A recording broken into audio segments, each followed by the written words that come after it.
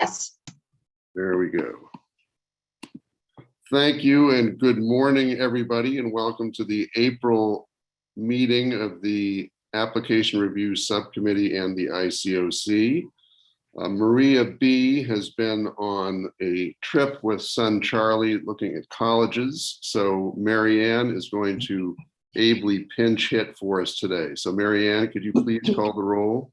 Sure thing. Dan Burnell. I thought I saw him on there. You might be on mute, Dan, if you're on. All right. Leandra Clark Harvey. Present. Anne-Marie Dulege. Anne-Marie, okay. Isabel Duran. Here. Elena Flowers. Present. Mark Fisher Colbury. Here. Fred Fisher. Here. David Higgins. Here. Steve Julesgaard. Here. Rich Lahara. Here. Dave Martin. Here. Christina Miliskowski. Lauren Miller-Ogan. Here. Adriana Padilla. Here. Joe Panetta. Here. Al Roulette. Here. Marvin Southard. Here. Okay. Jonathan Thomas. Here. Art Torres. Here. Carol Watson. Okay. All right. We've got quorum.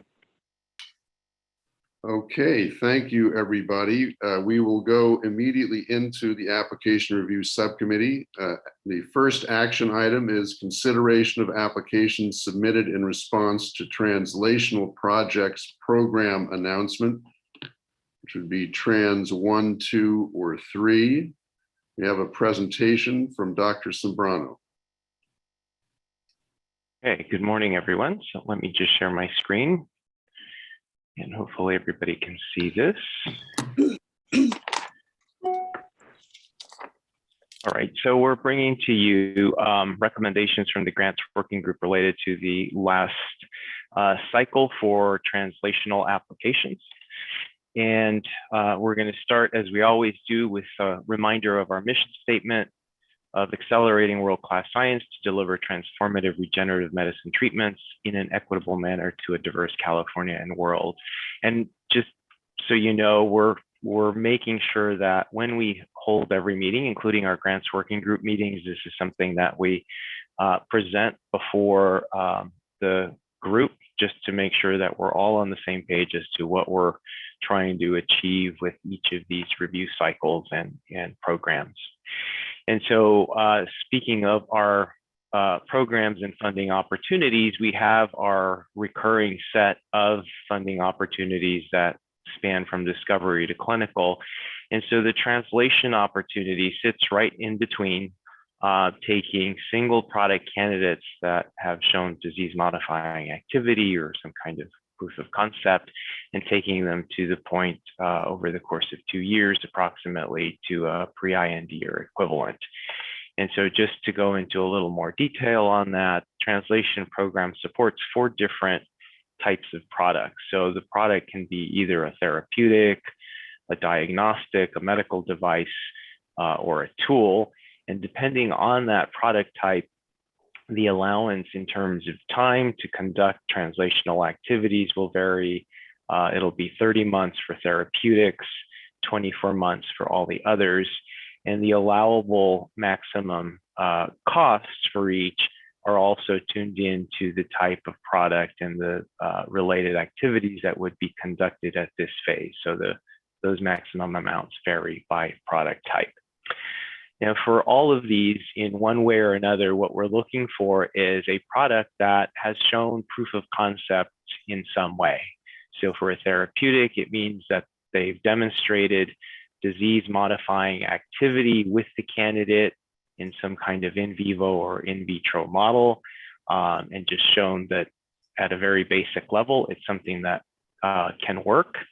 For diagnostics, devices, and tools, we're looking for a prototype that has demonstrated proof of concept in that it achieves the basic parameters and functions that they intend. The support of activities for TRAN1 should lead them over the course of this time to a pre-IND meeting with the FDA or another pre-sub meeting, depending on the type of product, or design transfer to manufacturing if it is a tool, with the idea that the tool is intended for commercialization.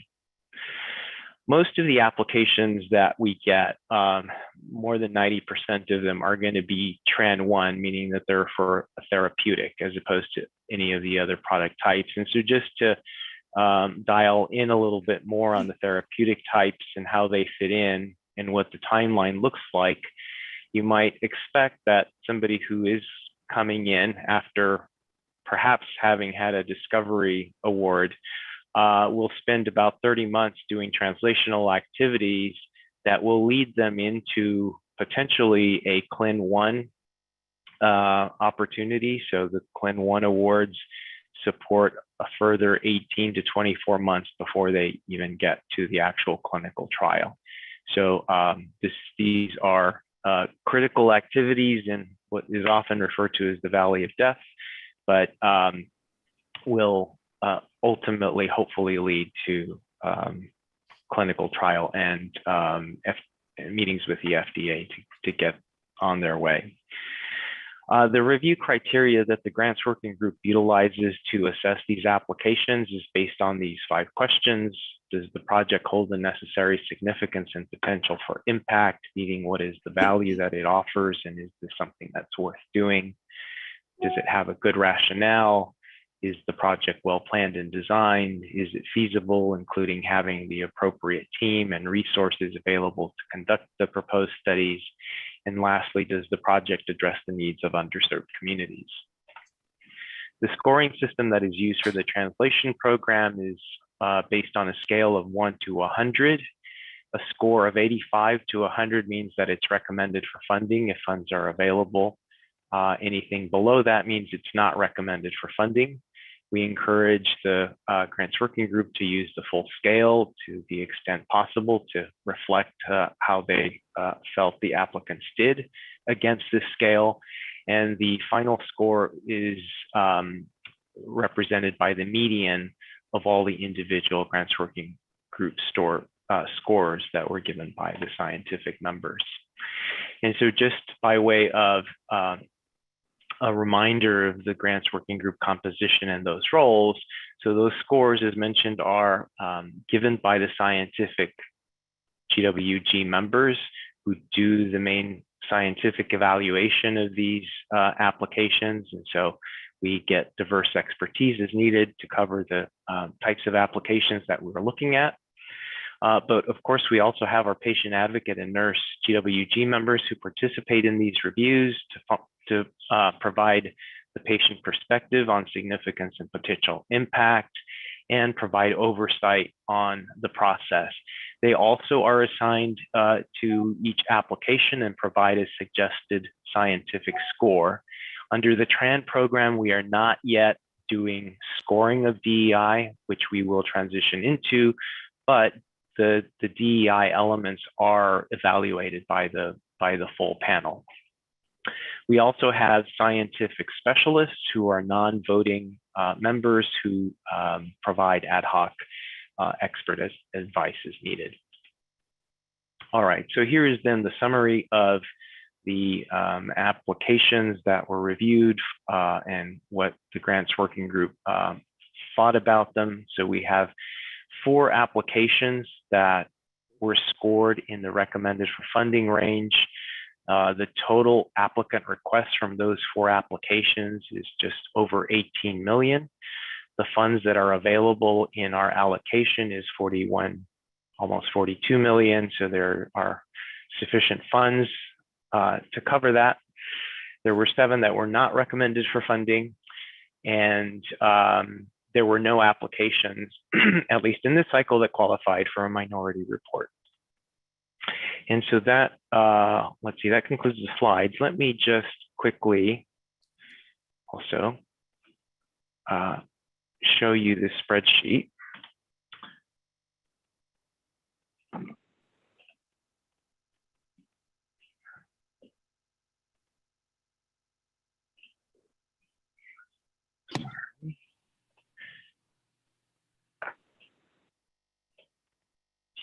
show you what the top applications look like. Okay, so hopefully you can see this.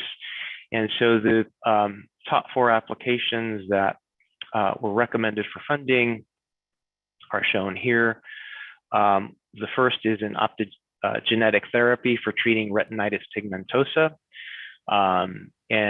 The second is a vascular graft that has a renewable endothelium for hemodialysis for end-stage kidney disease.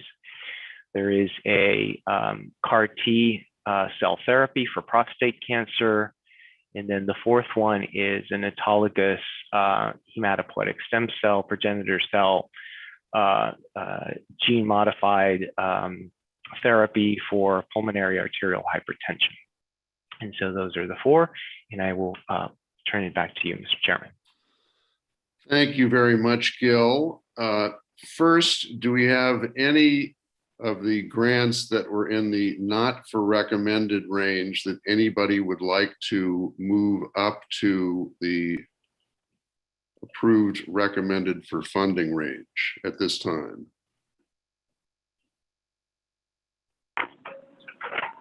Okay, hearing none. Do we have, we're going to take all those recommended for funding as a block. So do we have a motion to approve the 4 projects recommended for funding? So moved. Martin, Dave Martin. Second, Marv Southern. Thank you, gentlemen. Do we have questions or comments from members of the board?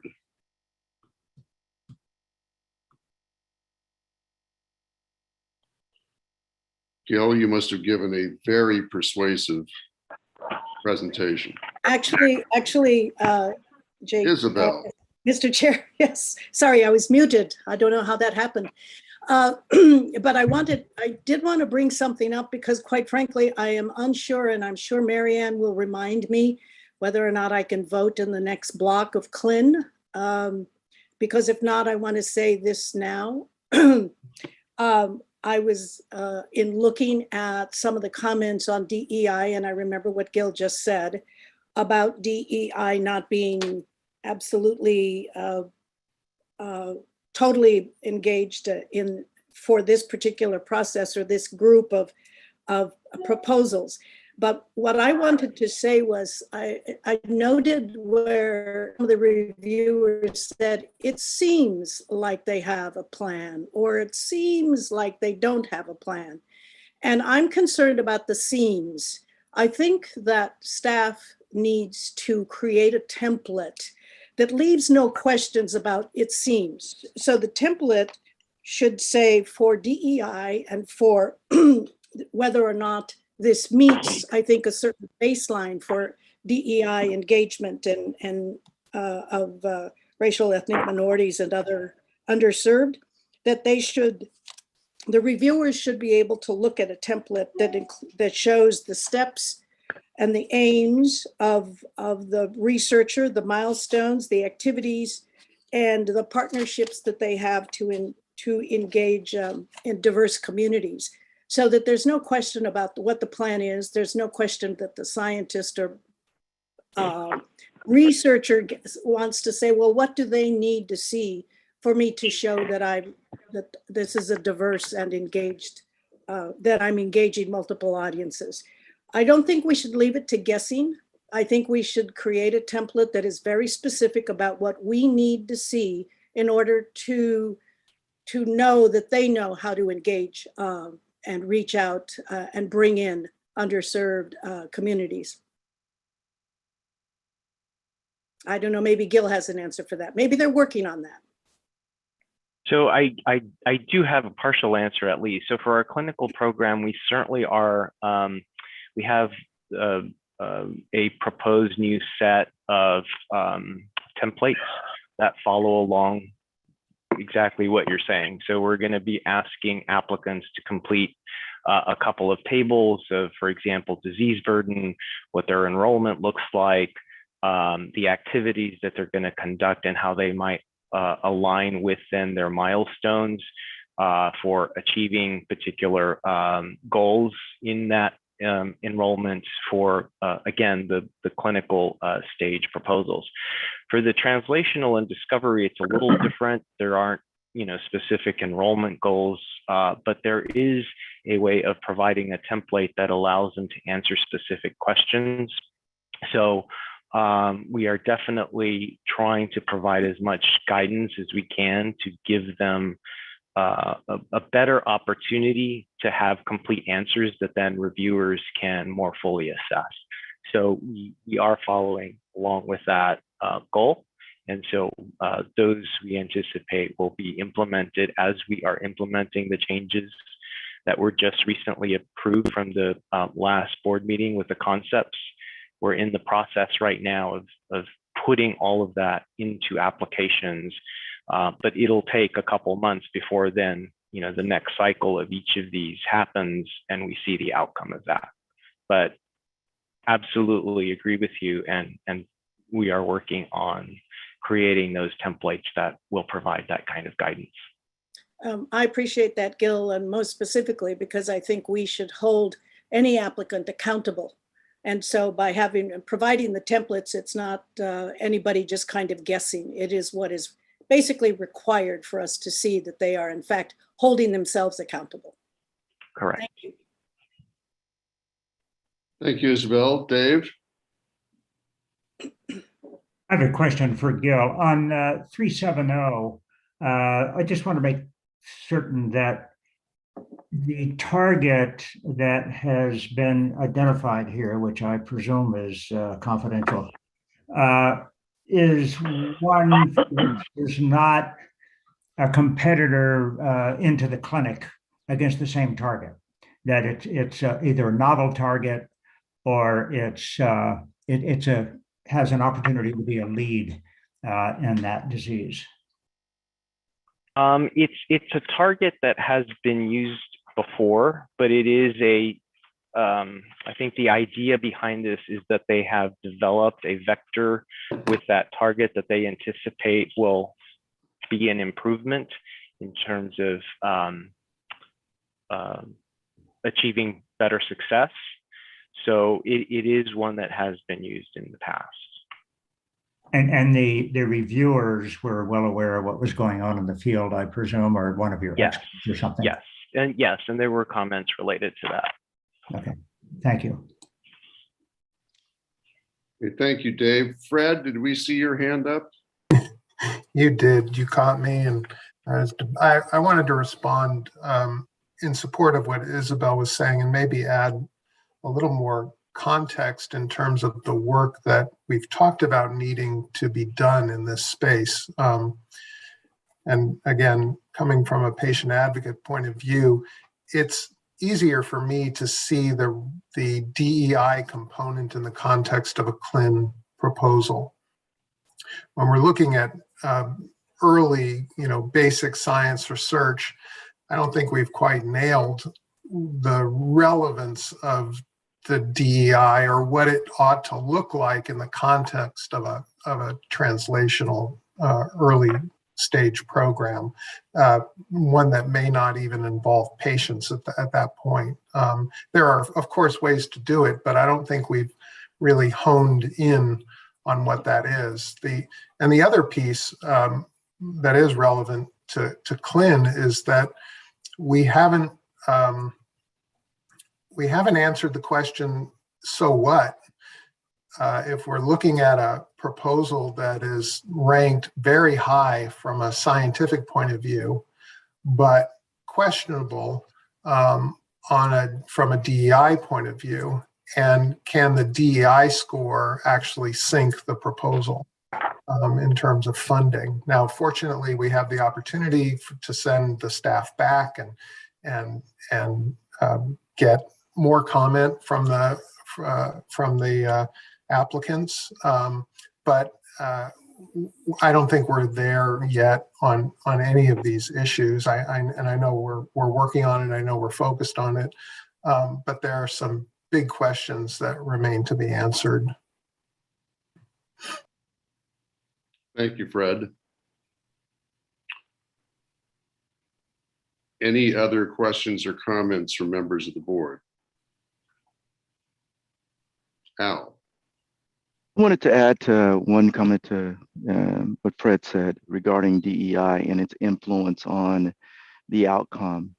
And my experience in at least one application that I was a part of is that the DEI score did influence the scientific reviewers significantly. And a DEI section that was more or less complete resulted in a change in the score. Now, I said more or less because I didn't want to talk specifically about what the DEI comments were. However, my experience was that Isabel, it had impact on the outcome in that particular review. So we are making, as Gil indicated, those incremental improvements that you've always noted for us, and I appreciate. Thank you, Al. Any other questions or comments from members of the board? Any comments on this motion from members of the public? I do not see any, JT. Thank you. Seeing none, Mary Ann, will you please call the roll? Yes. Leandra Clark-Harvey. Present. I think we need a yes or no. Yes. Yes. Isabel Duran, Yes. Elena Flowers, Yes. Mark Fisher Colbury, Yes. Fred Fisher, Yes. David Higgins, Yes. Steve Julesgaard, Yes. Rich Lahara, Yes. Dave Martin, Yes. Lauren Miller Rogan, Yes. Adriana Padilla, Yes. Joe Panetta, Yes. Al Roulette, Yes. Marvin Southard, Yes. Jonathan Thomas, Yes. Art Torres. I think I'm in conflict. Is for the group with two of them you are. So if you say yes with I was out to approve Got of it. those of which I have a conflict. got it. Okay. Motion carries. Thank you. To round out this Tran vote, we now need a motion that we not approve those grants that are in the not recommended for funding range. Do I hear a motion to that effect? So move. This is Al Roulette. Second, Marv. So Seconded. Okay, thank you. Moved by Al, seconded by Marv. Any discussions or comments, questions, members of the board on this motion? Any comments from members of the public? I see none. Hearing none, Mary Ann, will you please call the roll? Leandra Clark-Harvey, Present. Yes. Isabel Duran, Yes. Elena Flowers, Yes. Mark Fisher Colbury, Yes. Fred Fisher, Yes. David Higgins, yes. Steve Julesgaard. Steve.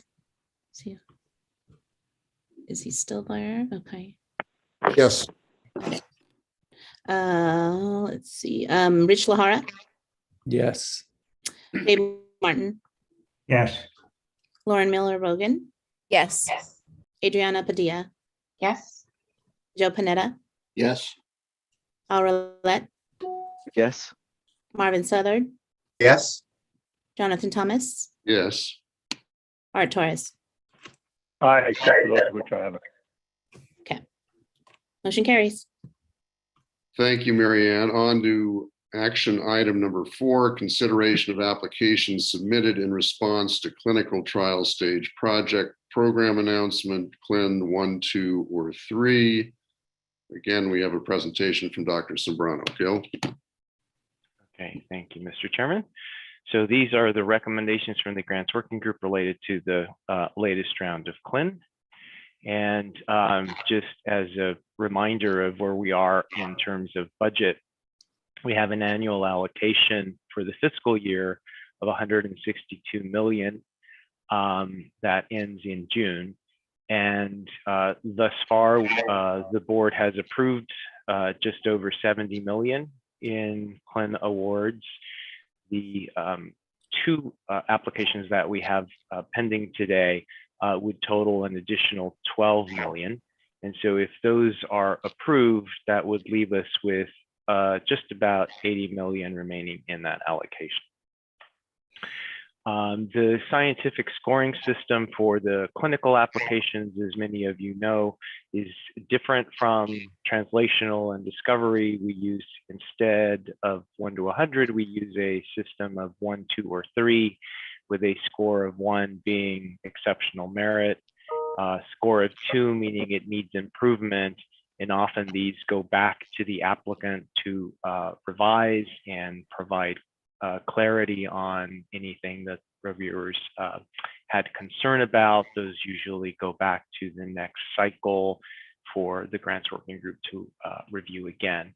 Those that get a score of 3 are those that are sufficiently flawed that wouldn't warrant funding at this time. The review criteria are based on the same 5 essential questions on significance and potential for impact, rationale, plan and design, feasibility, and addressing needs of underserved communities. Of course, given that these are at now either IND enabling stage for CLIN 1 or clinical trial for CLIN 2, the underlying questions for each of these are going to be a little bit different and more advanced than for the TRAN program. We went over this already, but I do just want to point out that the difference here for the role of the patient advocate and nurse members is that they do have a more formal DEI evaluation and provide a DEI score on these applications as opposed to what you saw in TRAN. All right, so there are 2 applications. The first one is a CLIN 2, meaning it's a clinical trial. The second one is going to be a CLIN 1, which is for a IND enabling activities. And I'm gonna go over each one, and then we'll do a vote. So we will take these one at a time. So this first application is phase 1 open label dose escalation study of an oncolytic virus loaded cytokine induced killer cells in patients with advanced solid tumors. The therapy itself are what they call cytokine induced killer cells that have this oncolytic virus in them that then the cells target the cancer, release the virus that then destroys the tumors. The indication is for a variety of advanced refractory solid tumors such as breast, colon, ovarian, and other types of advanced cancers. The goal is to complete a phase 1 clinical trial to assess safety and tolerance, and the funds requested are just under 8 million. Let's see, so a little background on this. So refractory solid tumors, as mentioned, such as colorectal, ovarian, breast, and osteosarcoma that fail to respond to standard treatments represent a significant unmet need. The standard of care is going to vary, obviously, for each tumor type, but often involves chemotherapy, radiation, resection, or whatever available drugs and therapies may exist. If successful, the proposed therapy would provide another safe and effective option for patients with these solid tumors, particularly where approaches such as CAR-T, which has been more successful in blood cancers and much less successful in solid tumors, it would give a new option here. So why is this a stem cell or gene therapy project? This uses hematopoietic progenitor cells as part of the manufacturing process for the therapy. Let's see, other similar portfolio projects that we have one other project that is using oncolytic virus that is in neural stem cells specifically. This is a trans-stage project that is looking to achieve a pre-IND, and they should be pretty close to achieving that by now. And so these, again, are neural stem cells that home and target to solid tumors to deliver oncolytic virus. And so that's the only other project that we have in our portfolio that would be similar. This particular applicant has not previously received a CERM award. So this would be a new awardee if they succeed. This is a summary of the recommendation from the grants working group. The applicants received a scientific score of 1 with 14 votes. There was one member that gave it a score of 2. The DEI score from our patient advocate and nurse members is a score of 8. The CERM team recommendation is to fund in concurrence with the grants working group recommendation for the amount of just under 8 million. And so that concludes the presentation for the first application. So I'll stop sharing momentarily, Mr. Chairman. Thank you, Gil. Do we hear a motion to approve this grant? So moved. Second? Second. Okay, moved by Fred, seconded by Al. Questions or comments from members of the board?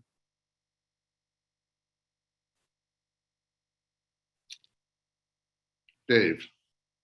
I guess my question is just the generic one on this type of approach, and the targeting specificity for an agent like this that's lethal to cell types that it binds and activates the virus. I gather the working group must have been very comfortable with this to give it those scores.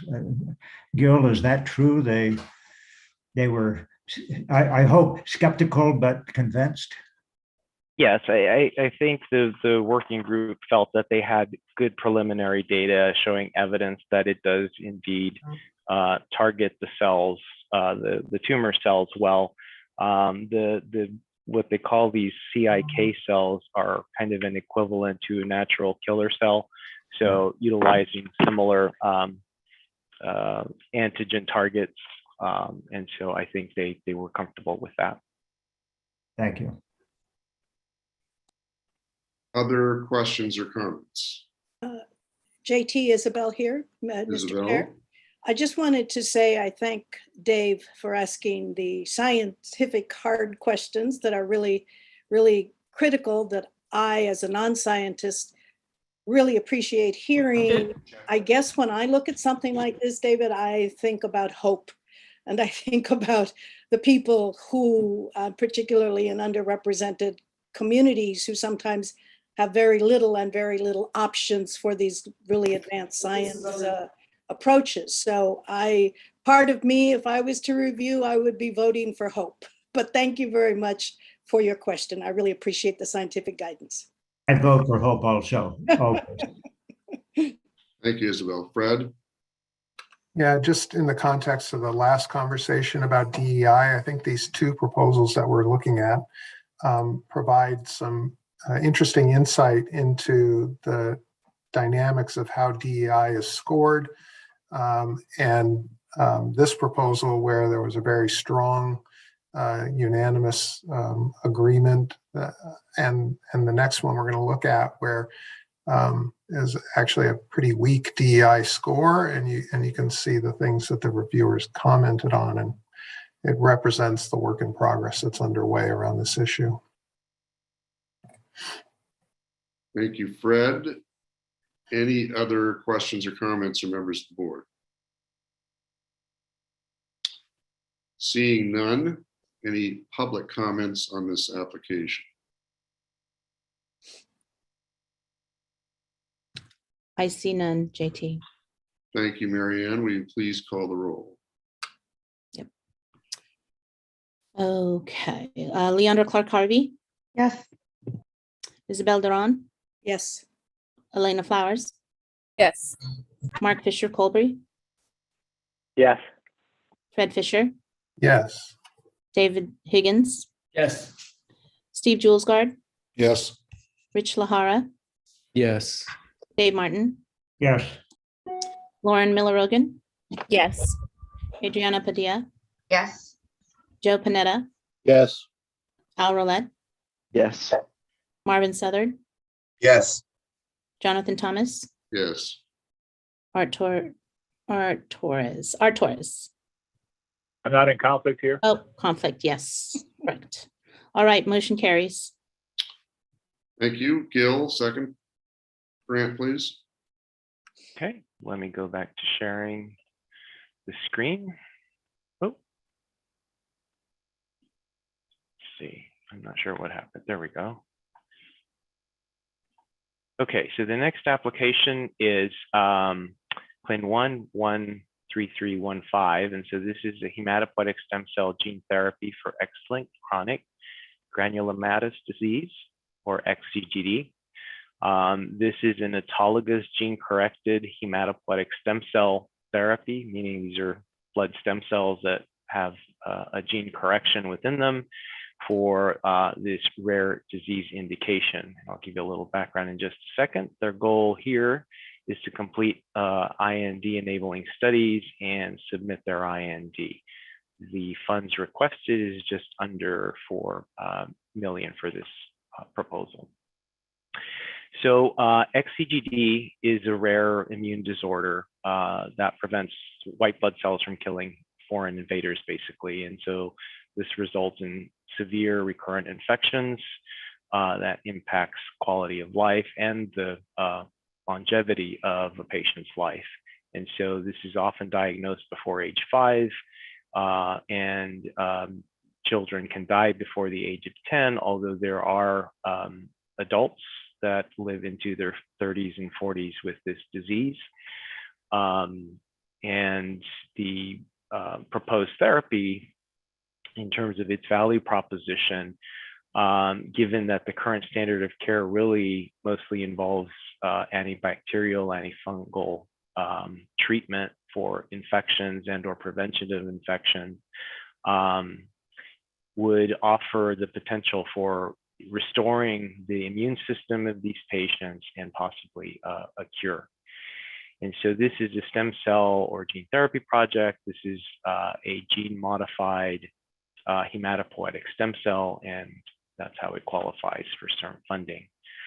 Other projects in our portfolio that are similar, we have supported another clinical trial.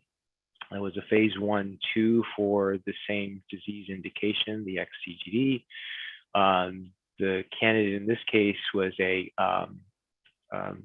autologous gene-corrected CD34 positive cells that use a different lentiviral vector construct to correct the gene defect. So this is the current proposal is sort of a second generation of this.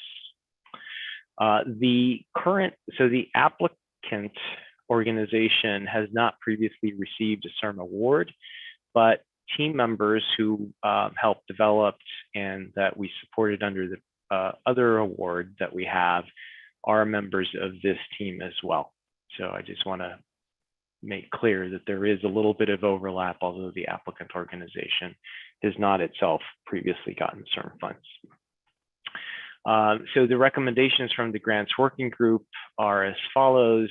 This received a score of 1 with 8 votes from the scientific members, giving it a 1, and 7 members giving it a score of 2, nobody giving it a score of 3. The DEI score is a 5.5 on a scale of 1 to 10, as given by our patient advocate and nurse members. And the CERN team recommendation is to fund this project for the award amount of just under $4 million. And so that concludes my presentation, Mr. Chairman. Thank you, Gil. Do we hear a motion to approve? So moved. Mark Fisher Colby. Is there a second? Second, Mark Southern. Thank you, gentlemen. Comments and questions from members of the board?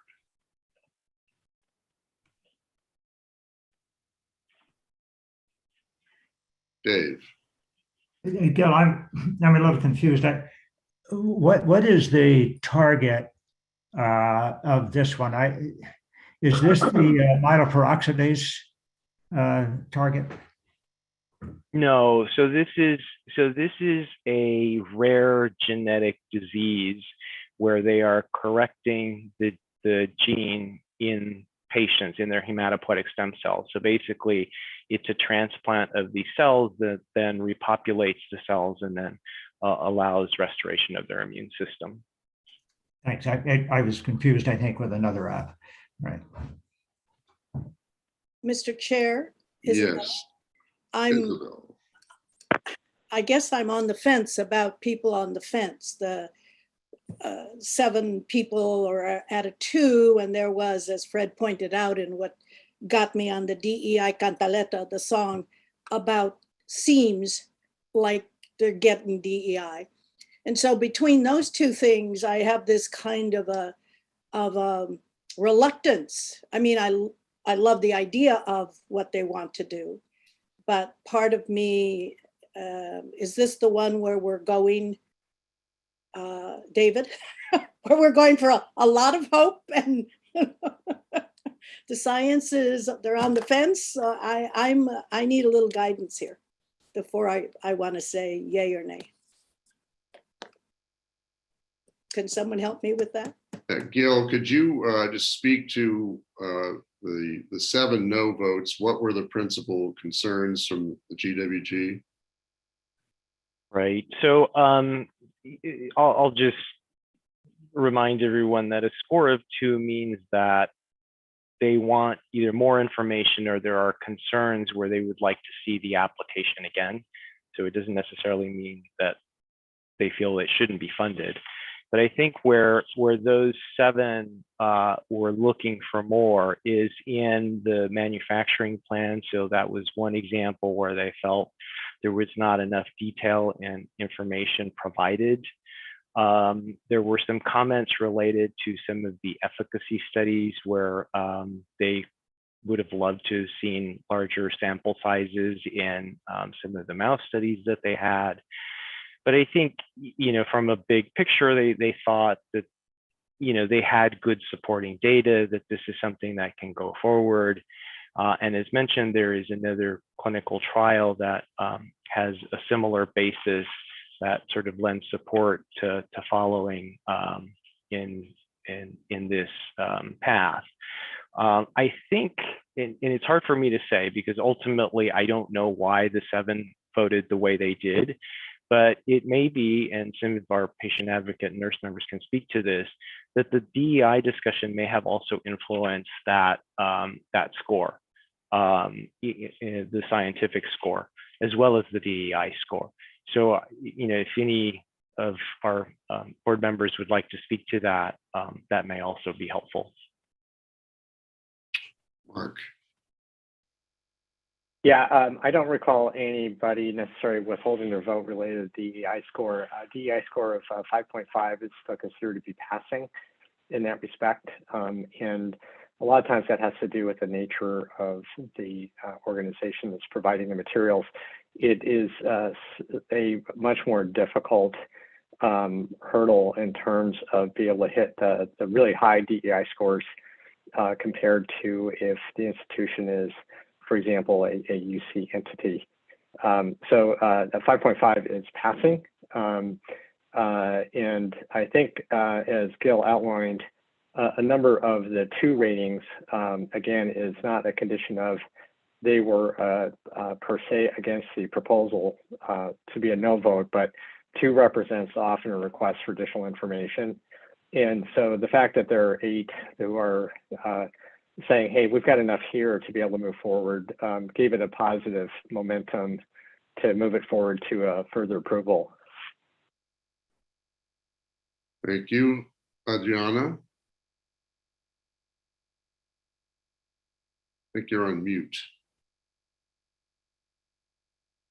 I was just looking at the letter of support from the organization. I was wondering if Gil can add to that from the letter. They seem to try to address some of the issues, and I'm trying to understand that.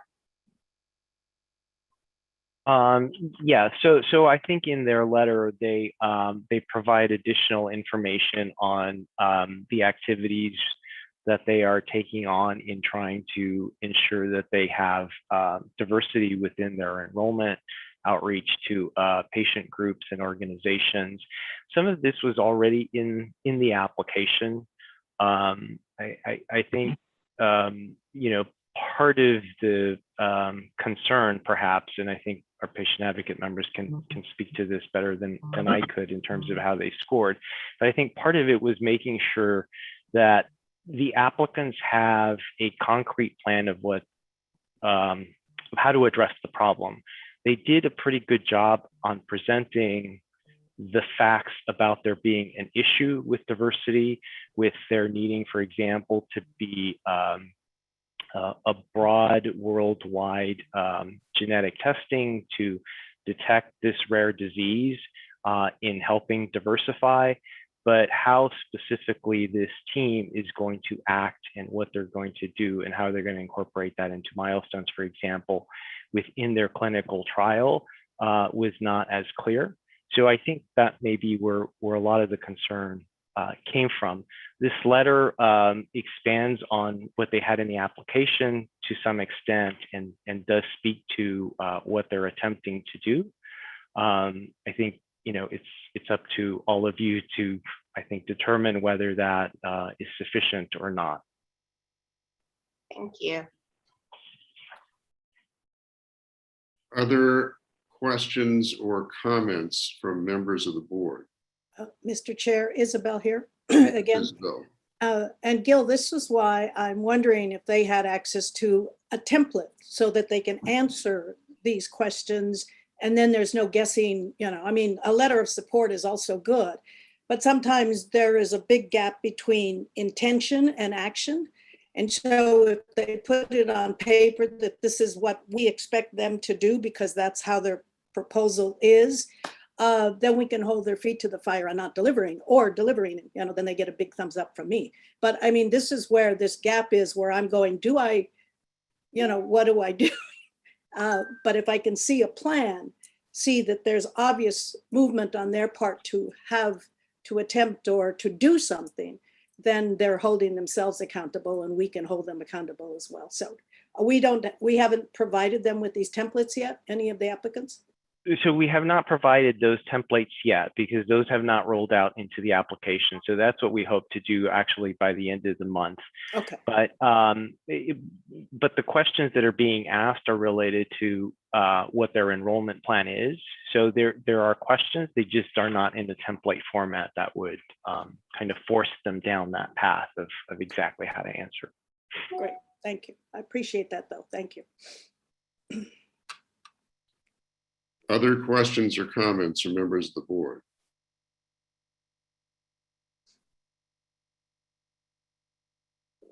So I'll just give a comment here.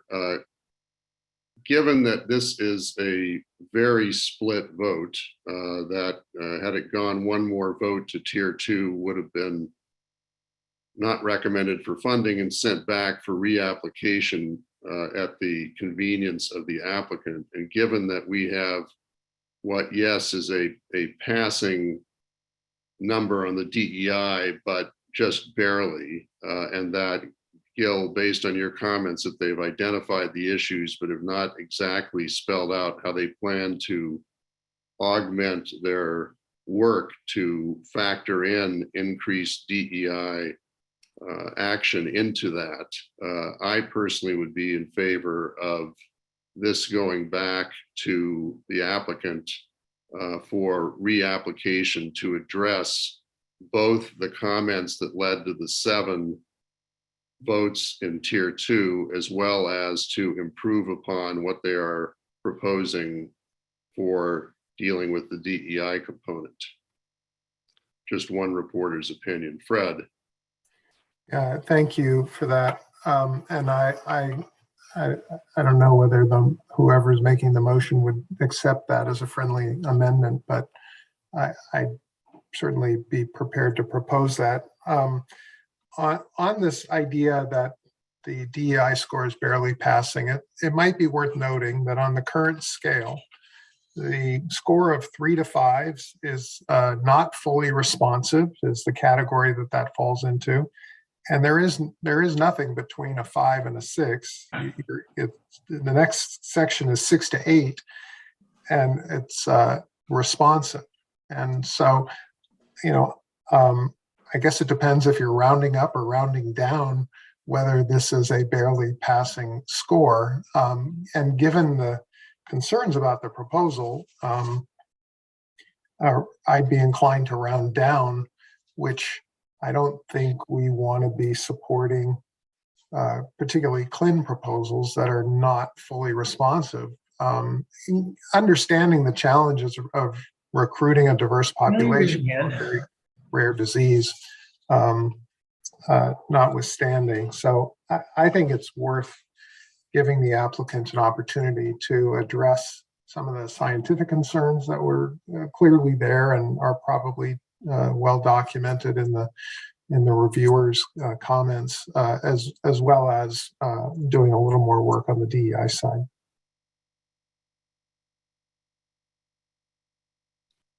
Are other comments with respect to my and Fred's comments?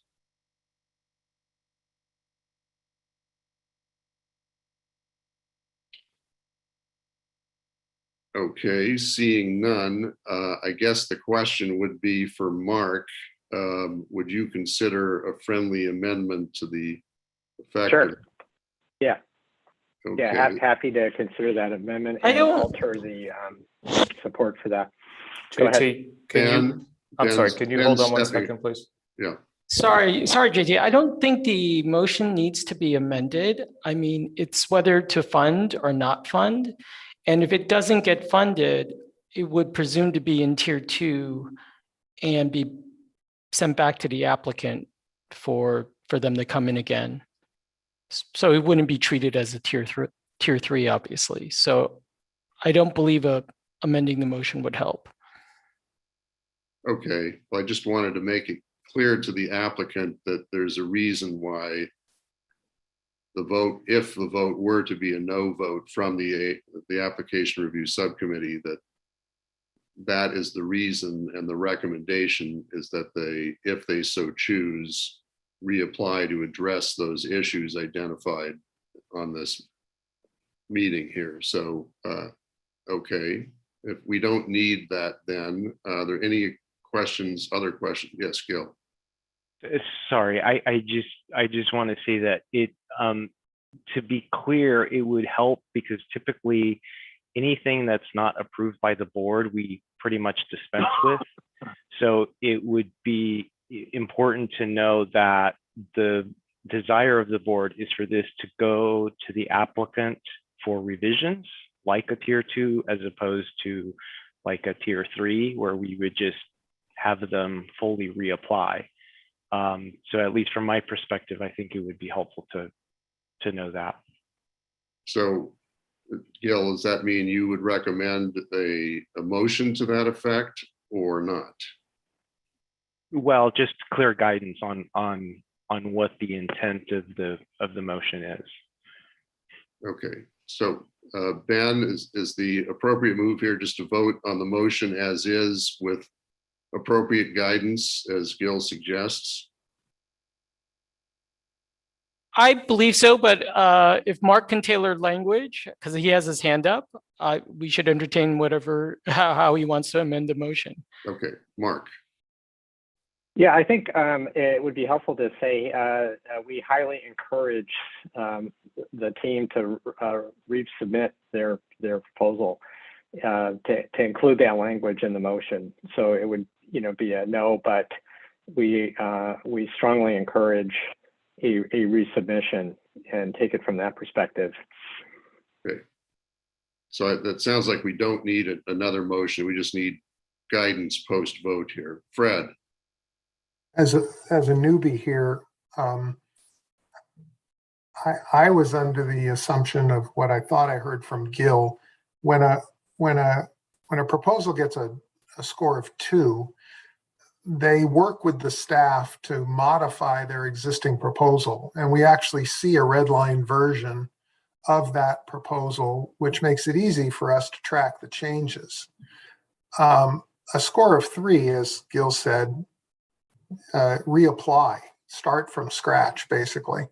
And without necessarily the benefit of the guidance that the reviewers provide, particularly in a tier 2 proposal, the reviewers are asked to detail their concerns in a way that will inform the submission, not of a technically new application, but of a modified application is more my understanding of it. And so it was curious to me that a no vote would necessarily default to this becomes a tier 2 proposal.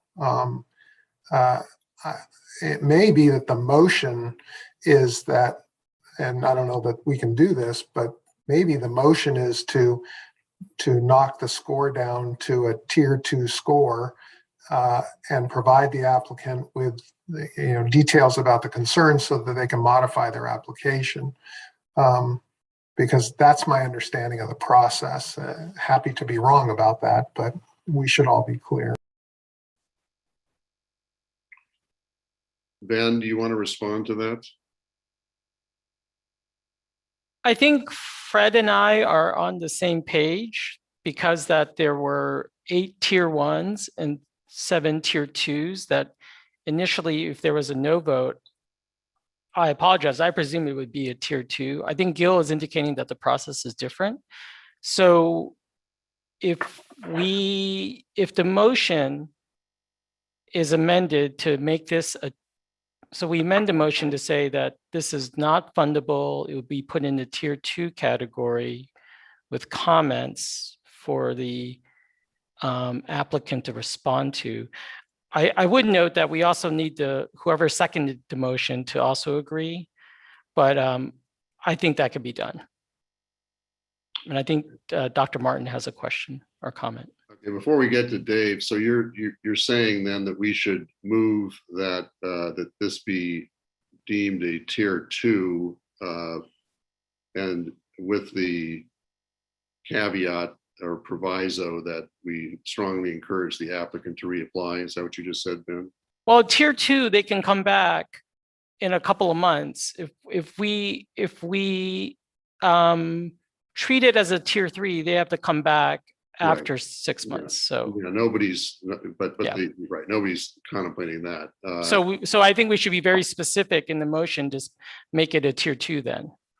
Okay, so Ben, could you just state if Mark would entertain exactly what the motion should say, so we have that very specifically. So I think the motion should, as we have discussed, would to not fund the application at this time, treat the application as a tier 2, as having been scored as a tier 2 application with the appropriate responsive comments being returned back to the applicant.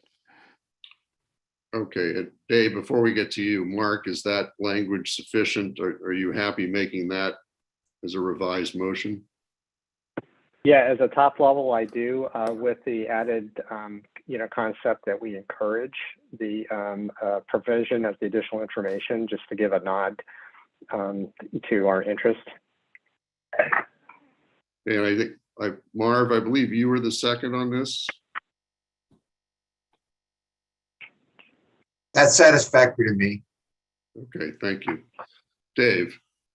And I just wanted to clarify, I think this is correct, that the red line goes back to the grants working group. Yes. To review, not Correct. to us. And then we get that back as soon as they resubmit a revision or answer the questions. That's correct. Mark, do you still have your hand up, or is that residual? No, sorry, residual, my apologies. Okay. Are there any other questions or comments? Dave, are you just? No, okay. JT, if I may? Yes, Kevin. In hearing all the back and forth, I just want to propose something that I believe simplifies the process. We have a current motion on the floor to approve this. It sounds like, and I'm not going to be presumptive of the vote, that may not pass. What I suggest is that we let that motion be voted upon, and then we propose a second motion if there is a proposal on the floor at that stage to classify this application as a tier 2 with instructions to go back to the applicant. Okay, that would work as well. My fear is we're trying to manufacture an amendment, and honestly, I'm not clear as to how we would even phrase this. So presently, we have a motion on the floor to approve. I would suggest we allow that motion to go forward for a vote. And then if the motion— let's move more quick and just provide for a substitute motion without having to go through that vote. A substitute motion is always in order without going to a vote on the original motion. Yes, you can always have a friendly amendment made before the original motion is voted on. The challenge is the friendly amendment needs to play off of the original. So this doesn't sound to me as a friendly amendment. It sounds like a completely new motion. So I'm fine if we want to entertain a withdrawal of the motion and then a substitution motion as well. And Mark has his hand up. Yeah, I'd like to hear Art finish first, though. Art? I just wanted to say that we can move more speedily by just providing for a substitute motion. Yes, but don't we have to have the original motion withdrawn? Correct. No, the motion is always. I don't understand then. That doesn't seem right. A substitute motion can be moved and voted upon, and will take care of the issue.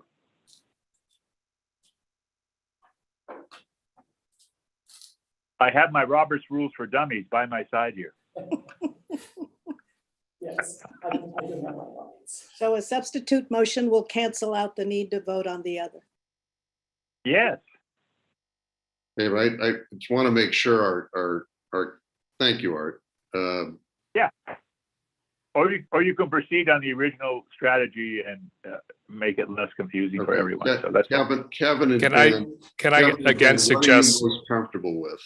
I'm most comfortable with voting on the original motion, consistent with Steve's comment, and then coming up with a secondary motion. I think it's cleaner and has more strict adherence to Robert's Rules of Order. Well, it's very clear that the original maker of the motion could withdraw the motion, and then we move into the second motion to save time. Okay, that I believe is certainly true. Kevin, you comfortable with that? That would be fine. Thank you. Okay. So Mark, as the original maker of the motion, would you like to withdraw your original motion? And Marv, would you like to withdraw? Okay, thank you. All right. Yeah, that was going to be my recommendation, that I withdraw my original motion. Okay, and so the Kevin. Now you ask the person to second that motion to proceed as well. Sorry, Art, could you miss the first part of that? Yeah, sorry, just you need to ask the person who made the second to that motion to withdraw as well. Yes. So done. Yes, I think Mark, yes. Okay, so having heard this, Kevin, can you please state what you've heard the discussion, what the motion should be here at this point? So I believe, based on the conversation, the motion is to move this application, or I'm sorry, the motion should be to deny this application, consider the application a tier 2 with instructions to go back to the applicant with, and I'm sorry, I didn't get the advice that was going that you and Fred were discussing as to the exact recommendation. But for the first part, it would be to decline the funding for this application and consider it a tier 2 application. Right, and to then the applicant would be encouraged, if they so choose, to reapply and to address the comments given to them by the GWG, both scientifically and with respect to DEI. Okay, so that's a bit of a wordy motion, but Mark, I believe, does that capture the essence of what you'd like to propose here? Yeah, that's correct. With again, the, you know, some kind of encouragement language. Okay. Marv, you good with that? Yes. Okay. With So we respect, officially have a motion proposed by Mark and seconded by Marv. Is that correct? yes. Okay. Any questions or comments on this new motion?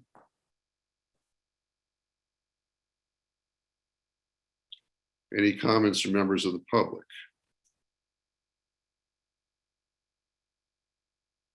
I don't see any, JT. Okay, Mary Ann, please call the roll. Okay. Sorry, JT, we do have a hand up. Oh, sorry. There we go. Roger? Yes, sorry. As a member of the public, I would like, well, I'm actually the applicant for this grant.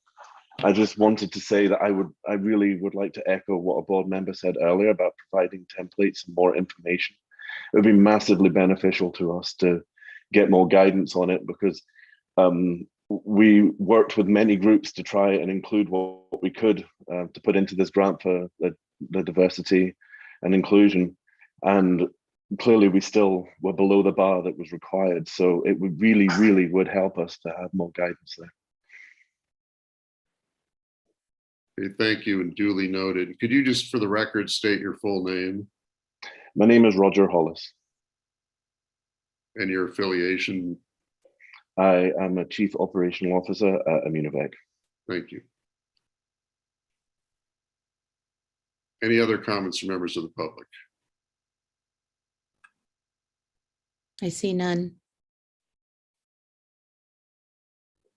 Okay, Mary Ann, will you please call the roll? Yep. Leandra Clark Harvey, Yes. Isabel Duran, Yes. Elena Flowers. So I want to make sure I'm responding correctly. Is the yes vote to make it tier 2? Yes. Yes, that's correct. Yes. Mark Fisher Colbury, Yes. Fred Fisher, Yes. David Higgins, Yes. Steve Julesgard, Yes. Rich Lahara, Yes. Dave Martin, Yes. Lauren Miller Rogan, Yes. Adriana Padilla, Yes. Joe Panetta, Yes. Al Roulette, Yes. Marvin Southard, Yes. Jonathan Thomas. Yes. Motion carries. Thank you. That concludes the action items for today's Application Review Subcommittee. We've now come to public comment. Are there any comments from members of the public, questions, discussion items on any topic of any note? Thank you. I see none. Okay, very good. Well, that concludes today's meeting. Thank you very much, everybody, for your participation as always. Mary Ann, the date of the next board meeting Is will be May, yes, the full board, the next full board meeting is May 26th. Okay, great. With that, everybody have a wonderful rest of your day, and we will see you all in May. Thanks very much. Thank you. Thank you. Thank you, everybody. Take care.